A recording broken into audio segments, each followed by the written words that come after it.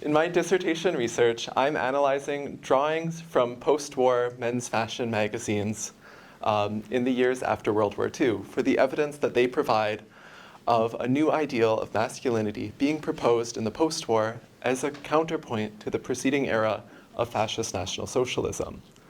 My research on this topic began during an internship at the Von Perisch Costume Library in Munich, Germany, where I first became introduced to the fashion illustrator Hans Fischach, who was a major presence in the fashion magazines of the 1950s and 60s in Germany. Here's an example of one of his illustrations, which is in the Von Perisch collection, which showcases a modernization of traditional Bavarian clothing for a trip to the Alps. Despite the evident artistic quality of his work, when I tried to find out more about him in the library and online, I came up with searches that were blank. So, with the support of a Fulbright grant, I went back to Germany seeking to write a biography of this notable fashion illustrator. However, I quickly encountered a problem in dealing with his personal history during the Nazi era, which began to color my interpretations of his artwork.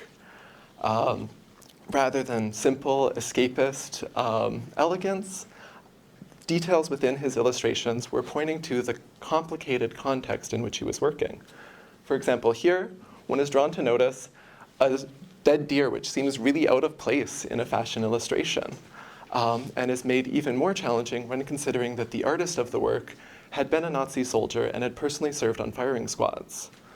Further, as I researched his childhood education at a regime-approved boarding school, I began to consider how his racializing education may have influenced how he pictured ideals of masculinity for the post-war.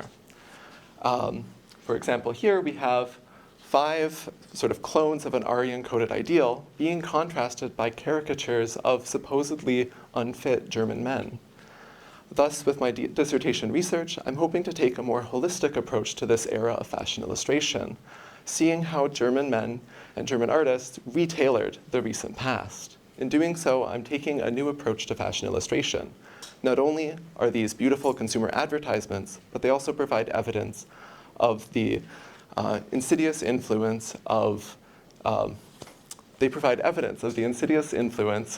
fascist thinking about the male body in the post-war. Thank you.